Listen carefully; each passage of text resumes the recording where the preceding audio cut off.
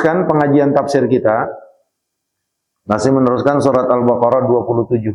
A'udzu billahi minasyaitonir rajim. Bismillahirrahmanirrahim. Alladzina yanquduna ahdallahi min ba'di mitsaqihi wa yaqta'una ma amara Allahu bihi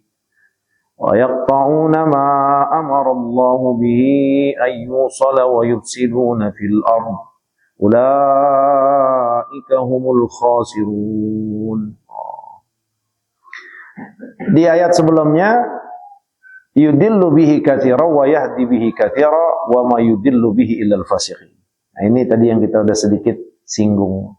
Yang ngasih hidayat Allah, yang nyesatin Allah. Tapi kenapa hidayah tersebut bisa sampai kepada kita? Kenapa kesesatan tersebut bisa sampai kepada orang lain? Nah, di sini memberikan pengertian bahwa saat kita meyakini bahwa hidayat, kesesatan itu adalah punya Allah, milik Allah, dan Allah yang menetapkan. Namun, dua hal ini itu tetap ada pilihan dari Allah. Saat dua ini Allah yang memberikan, Allah yang menetapkan, Allah yang meletakkan, yang ngasih hidayat, Allah yang menyesatkan Allah. Tapi di sini Allah tetap berikan pilihan kepada kita. Kita ini maunya dapat hidayat apa sesat? Oi. Kita ini maunya dapat hidayat apa sesat? Iya, kalau ditanya jawab. Ngajinya kayak orang tegang banget dah, ya Allah. Kita berarti pilihan kita mau dapat hidayah. Nah, yang dapat hidayat kan ya orang dia kepengen dapat hidayat. Cara-caranya, jalan-jalannya dia ikuti. Cara menuju meraih, menggapai hidayat itu sembahyang 5 waktu, ngaji, baik sama orang, ikhlas. Yang wajib, yang sunnah dilaksanakan sesuai kemampuannya. Yang haram dijauhin. Nah, ini adalah cara-cara jalan untuk meraih hidayah. Nah, kalau ini udah kita usahakan, walladzina jahadu fina lanahdiyannahum subulana. Maka siapapun yang bersungguh-sungguh untuk meraih hidayat, meraih petunjuk dengan mengikuti aturan-aturan Allah, prosedur yang Allah tetapkan, ya, maka yang sungguh-sungguh lanahdiyannahum subulana, maka kami akan berikan jalan.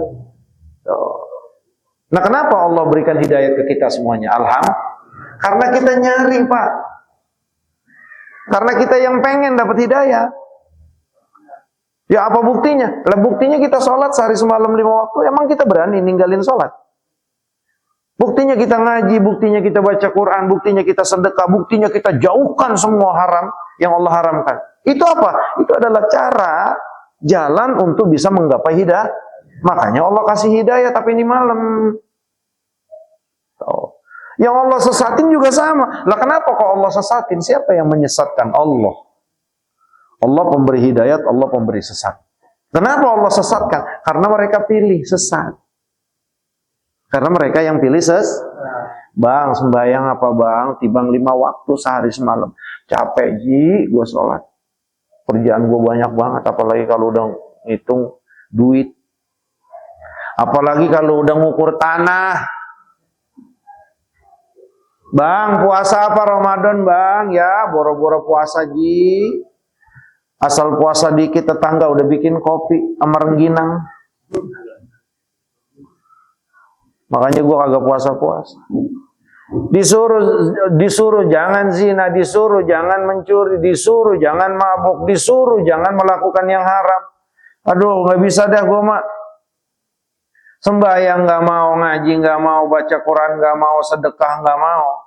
Tapi yang dipilih, yang dilarang, yang diperintah semua ditinggal. Ini cara dia untuk meraih kesesat yang pada akhirnya Allah sesat. Tuh. Jadi salah siapa? Woi, salah siapa? Salah Allah apa salah dia? Maha suci Allah dari salah. Tuh namanya pemahaman ahli sunnah wal. Nah, siapa orang-orang yang wa ma yudillu bihi illal fasiqin? Allah tidak sesatkan kecuali orang yang fasik. Lah iya, kenapa dia Allah sesatkan? Lah iya, emang dia kagak mau dapat hidayah. Bayang lu biar dapat hidayat, enggak. Puasa lu biar dapat hidayat, kagak. Sedekah lu biar dapat hidayat, kagak. Bener lu jadi orang biar dapat hidayat, kagak. Ngaji lu kalau malam Jumat, kagak. Jangan mancing lu kalau malam Jumat ngaji, dia mancing. Bener enggak? Ya kan, kasarnya begitu. Contoh. Ya berarti wa ma yudillu bihi illal, dan Allah tidak akan sesatkan kecuali orang fasik. Orang yang milih jalan sesat. Nah, termasuk jalan-jalan yang mengarah kepada kesesatan, termasuk pilihan dia untuk mendapatkan kesesatan yang Allah tetapkan buat orang tersebut, apa? Nah ini. Yang pertama, alladzina yaquduna ahdallahi min ba'di mitsaqih. Yang pertama. Ini orang fasik nih. Ini orang yang meraih jalan, yang memilih jalan sesat. Sehingga dia akan mendapatkan kesesatan nanti dari Allah. Siapa? Alladzina yanqudun, yang mereka membatalkan, ya.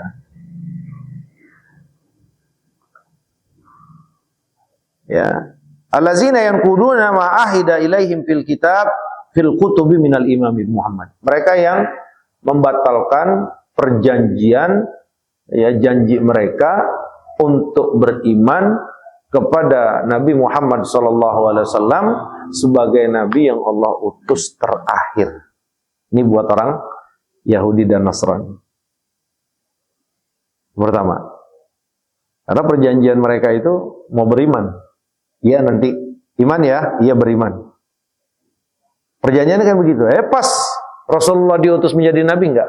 Kami enggak beriman. Nah ini adalah orang-orang yang meraih, ya, jalan kesesatan. Nah ayat ini itu tidak terbatas kepada Yahudi dan Nasrani. Siapapun dari umat Sayyidina Muhammad, saat dibentangkan dua jalan, yang satu ke hidayat, yang satu kesesatan, dan salah satu jalan kesesatan adalah, ya, membatalkan seluruh perjanjian yang pernah dia ikrarkan, dia akui, dia jalin, dia teken kontraknya kepada Allah, itu dibatalkan, itu termasuk ada di jalan menuju kepada kesesatan. Maka siapapun yang kagak sembahyang, berarti dia yang kudunal ahda. Dia sudah membatalkan perjanjian dia kepada Allah. Yang tidak percaya kepada Allah, yang tidak tawakal kepada Allah, yang tidak takut kepada Allah, yang tidak cinta kepada Allah, yang tidak nurutin apa-apa yang Allah perintahkan, melanggar apapun bentuk kebijakan-kebijakan dan aturan Allah, mereka termasuk allazina yanquduna, yang mereka membatalkan. Allazina yanquduna ahdallahi min ba'di mitsaqihi. Atau secara umumnya, kita ini seluruh makhluk manusia itu semuanya udah teken kontrak sama Allah. Sebelum mereka keluar ke alam dunia ini, di alam janin, di alam arwah, di alam rahim, atau alam sebelum dunia ini, alastu birabbikum. Kalau saat itu aja ada yang ngaku kamu bukan Tuhan aku, nggak bakal dikeluarin sama Allah. Tapi seluruh makhluk, khususnya manusia, saat mulai Allah tiupkan ruh dan Allah tanya, alastu birabbikum, bukankah aku Tuhan kalian? Bala syahidna. Semuanya itu bilang, iya kami sudah bersaksi bahwa engkau Tuhankah? Tidak ada Tuhan kecuali Itu janji kita sama Allah, setiap manusia. Itu janji kita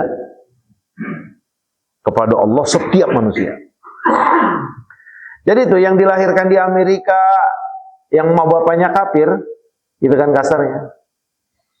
Itu semuanya udah janji sama Allah. Dan sudah mengakui bahwa tidak ada Tuhan kecuali, dan sudah mengakui bahwa pencipta saya hanya Allah.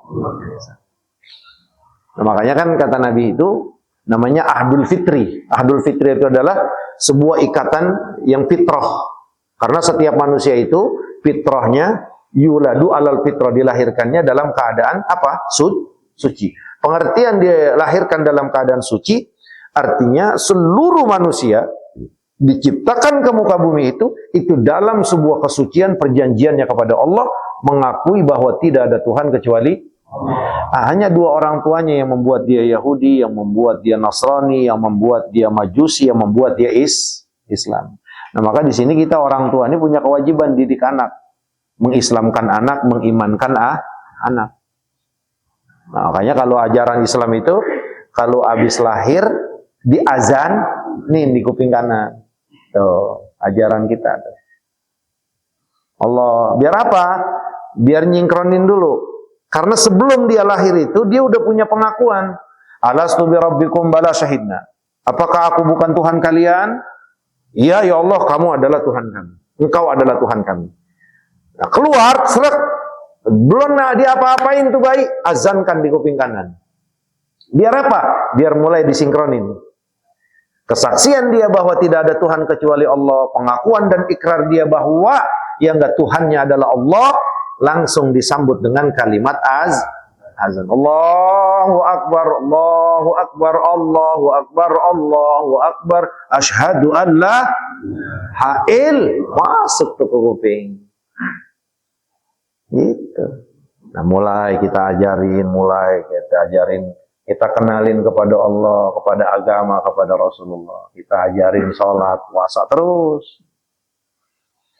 Nah, jadi jalan kesesatan itu adalah orang yang memutuskan perjanjiannya kepada Allah, baik secara khusus maupun secara umum. Ya, jadi orang yang kagak sembahyang itu udah mutusin perjanjian sama Allah. Kan lu ngaku katanya. Yang takut sama makhluk, ya dibanding Allah, ingkar itu orang. Memang yang harus kita takutin siapa? Allah. Fala takhshawun nasa wakhshawun. Jangan takut sama orang, takutlah kepada aku. Itu perjanjian kita loh sama Allah. Tapi akhirnya kita lebih takut sama orang dibanding sama Allah. Lebih takut sama bini dibanding sama Allah. Takutnya yang bagaimana? Kalau takut mancing, takut genit, takut ini itu bagus, Pak. Takut ibadah. Mau ibadah tapi takutan sama bini, biarin dah ninggalin sholat, yang penting bini ridho, tuh baru salah takutnya. Tapi kalau takut mancing, takut genit, takut poligami, itu mah takut normal. Enggak kalau itu mah, karena semua laki pun megang kamera takut banget dia. Ya. Ayah. Jangan pakai ngomong payah depan dia. Sama-sama payah ngomong payah. Iya, Bang Juki ya. Biarin Bang Juki. Kita nggak ajak ke Aceh, ke Padang aja. Tuh, itu yang pertama. Wa yaqta'una ma amarallahu bihi. Perjanjiannya dibatalin, nggak mau dia. Nggak mau ngaku Tuhan, nggak mau mengakui Rasulullah. Ya, dilarang perjanjiannya bahwa Allah Esa, tidak ada sekutu baginya, mulai dia sekutukan. Perjanjiannya, ya Allah Esa, tidak ada, punya bapak, tidak punya anak, mereka ingkari. Itu kan? Perjanjiannya semuanya itu batal. Percaya nanti dengan Rasulullah, Nabi terakhir, iya, tapi kenyataannya kagak. Itu udah janji semuanya, dan memang Allah suruh janji. Udah teken kontrak mereka. Kan jangan merusak ya, merusak. Yang pertama, wa yaqta'una ma amarallahu bihi ayyusala. Yang kedua, wa yaqta'una ma amarallahu bihi ayyusala. Memutuskan apa yang Allah perintahkan untuk disambung. Ya, semuanya ini ibadah kepada Allah. Ibadah kepada Allah, kewajiban Allah. Itu kan adalah satu hal yang harus kita sambung, yang enggak boleh kita terpisah. Mana ada orang mukmin laki-laki dan perempuan, tidak ada dalam sebuah halangan untuk perempuan haid dan nifas yang tidak sholat. Dia harus sholat, karena itu harus disambung. Kita ini nggak boleh pisah dari Allah, Pak. Walaupun satu detik, kita harus terus nyambung dengan Allah, karena Allah itu pencipta kita. Nah, alasan itulah Allah wajibkan sholat. Wa aqimus sholata lidzikri, laksanakan sholat untuk mengingat aku. Maka orang kalau masih sholat, selalai-lalainya dia masih akan terus tersambung ikatannya kepada Allah. Mulai saja nggak sholat, maka dia sudah mulai memutuskan. Makanya orang kagak sholat dinamain kafir. Artinya orang yang sudah memutuskan talinya dengan Allah, orang tersebut ditutup sama Allah. Talinya putus, ditutup. Nah, tutup kalau bahasa Arabnya namanya kafir. Makanya betul kata Nabi, yang ninggalin sholat kafir. Itu keluar dari agama apa enggak, Ji? Nah, itu mah bahasan lain. Ada dua pendapat ulama. Kalau dia mengingkari kewajiban itu sholat, alah, apaan sih sholat? Dah keluar udah dari agama. Tapi kalau kenapa kamu nggak sholat? Lemes banget, lemes, males. Tapi dia tetap yakini kewajiban sholat, maka dia kafir. Tapi kafirnya tidak keluar dari agama. Kaza fassara bihi Sayyiduna Abdullah bin Mas'udin, Abdullah bin Abbasin radhiyallahu ta'ala anhu. Tuh, jangan putusin silaturahmi. Ini mentang-mentang udah kaya, rumah udah miliaran, kontrakan udah 100 pintu nih kayak yang di sebelah kanan saya. Ngaji kagak mau, Mbak. Suruh ke rumah guru kagak dat. Lagu apa itu, Bang Juki? Hah? Lagu lupa. Jangan mentang-mentang punya kelapa banyak, ngaji kagak. Oh, tapi Bang Muhammad ngaji, Pak Haji Slamet. Jadi kalau silaturahmi ini jangan diputus selagi orang tersebut layak untuk kita silaturahim. Mau itu saudara senasab atau saudara Islam. Karena ada juga orang itu yang boleh, yang harus kita putuskan, kita tinggalkan. Ada, kita punya saudara kandung, cuman nggak baik nih kalau kita main sama dia, bawaannya mikirinnya dunia misalkan, terus kagak sembahyang, jadi kita malas, lalai, terus ngomongin orang, gitu kan? Atau kita ini jadi jauh sama Allah karena dia lalai misalkan. Nah kalau kayak begitu mah kita nggak main ke rumahnya, kita kagak mau silaturahmi, itu bukan memutus silaturahmi namanya. Dan itu sunnah, kita menghindar. Bahkan wajib. Fa'arid amman tawalla an dzikrina wa lam yurid illal hayatad dunya.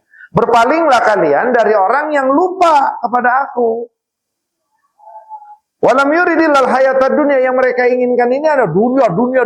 Pokoknya kalau kita ke rumah abang kita, ke rumah adik kita, ke rumah mamang kita, ngomongnya dunia mulu. Udah kagak ada urusan sholat, tapi sholat lupa kita di rumah dia. Nah kalau yang punya saudara model kayak begitu, menghindar itu wajib hukumnya. Dan itu tidak dikategorikan memutus silaturahim. Gitu Bang Apun.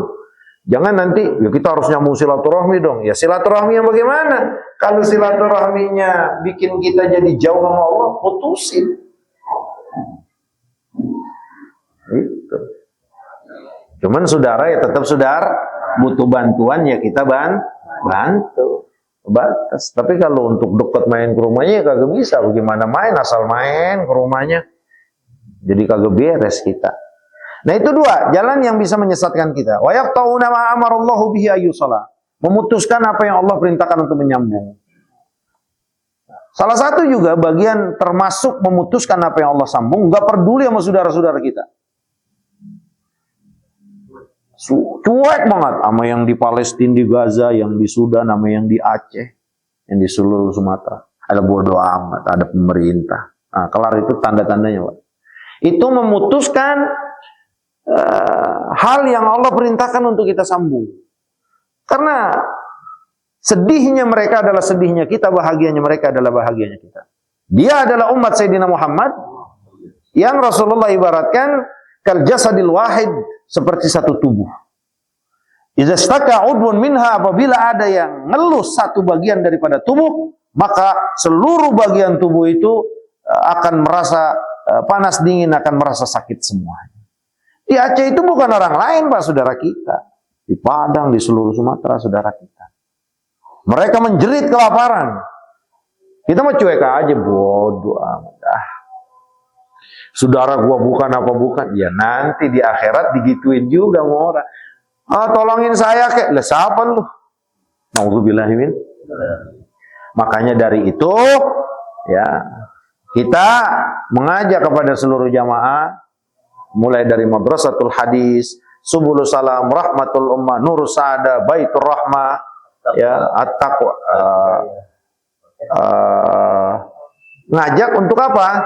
Untuk berbagi. Yang awalnya kemarin ke Palestina, ke Gaza, ini udah beberapa pekan. Kemarin pertama 6.500.000 kita sudah infakkan ke Aceh. Nah, ini juga kita infakkan. Ya, sebelumnya kita belum bisa kirim ke Gaza dulu. Kita prioritaskan dulu yang di satu daerah di negeri kita, di Aceh. Nah, terus ini sebagai bentuk kepedulian, Pak. Allah, kalau cuek aja, udah nanti Allah cuek.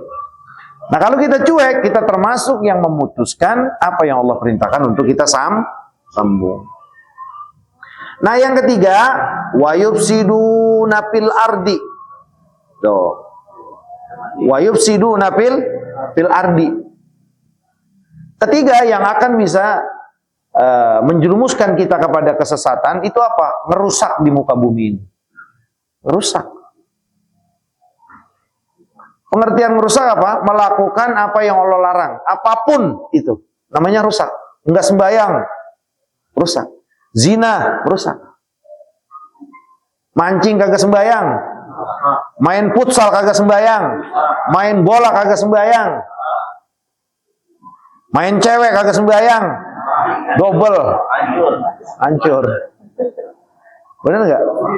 Lah iya, rusak semuanya. Ngurusin kelapa kagak sembayang.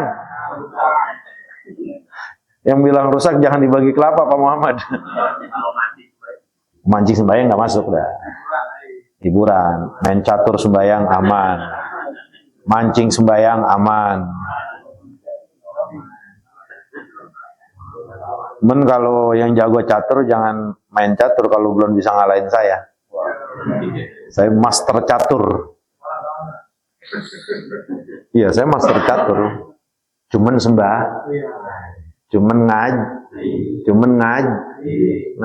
ngajak. Zaman kemana itu dia kagak ngajar, main catur. Nah, berarti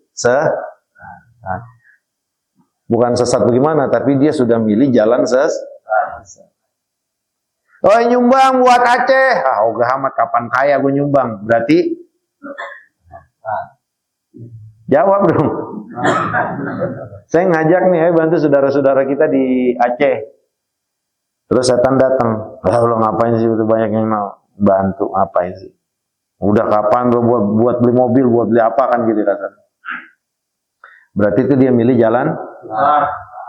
Pada sadar kalau jawab mah. Kalau yang jawab itu pada sadar, prakteknya sesat. Wa yufsiduna fil ardi, merusak. Merusak apa aja, Pak? Merusak hutan, mufsid fil ardi. Korupsi, merusak. Ngapain aja udah merusak. Ya itulah. Jadi merusak hutan, ngambil hak orang miskin, ngezalimin tanah orang miskin, memperkaya diri sendiri, itu merusak, Pak. Makanya kan zaharal fasadu fil barri wal bahri bima kasabat aydin nas. Saudara kita akhirnya yang kena, kalau bahasa Betawinya kena apes. Padahal pelakunya adalah mereka orang-orang zalim. Kenapa mereka nggak kena? Oh iya, karena untuk mereka kata Allah jangan dikenain di sini. Kalau kenain di sini paling ya begitu-gitu doang. Nanti di akhirat. Nauzubillahimin. Maka kalau ada orang zalim di republik ini, sampai sekarang masih duduk manis, udah ngelakuin kezaliman, membunuh, melaparkan saudara-saudara kita di Aceh misalkan dan di seluruh Sumatera. Dan dia masih duduk manis. Seharusnya dia ngerti, Pak. Seharusnya dia takut. Dia Allah bebaskan dari bentuk balasan yang ada di dunia, tapi di akhirat. Lah kalau balasan di akhirat, sifatnya selama-lama. Nauzubillahimin. Maka ini saya cerita, kenapa seperti ini, Pak? Jadi saat ada 3 sahabat yang, 2 sahabat, radhiyallahu ta'ala anhu, yang terprovokasi dengan munafik. Itu saat sudah datang pembebasan dari Allah untuk permasalahan yang sedang terjadi, yaitu Allah langsung tetapkan bahwa Sayyidah Aisyah tidak selingkuh, suci. Langsung itu Allah sucikan. Ya sudah, kata Rasulullah, ya untuk yang dua dicambuk.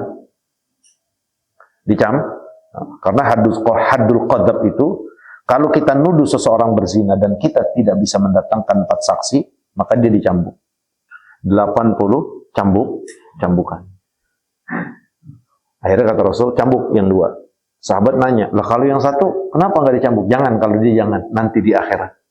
Artinya tuh orang udah nggak diterima tobat. Nauzubillahimin. Nah, sama orang yang zalim. Maka sekarang yang kasihan saudara-saudara kita di Aceh. Kagak ngapa-ngapain dia mah. Biasa hidup, normal aja, dia kerja, dia dagang.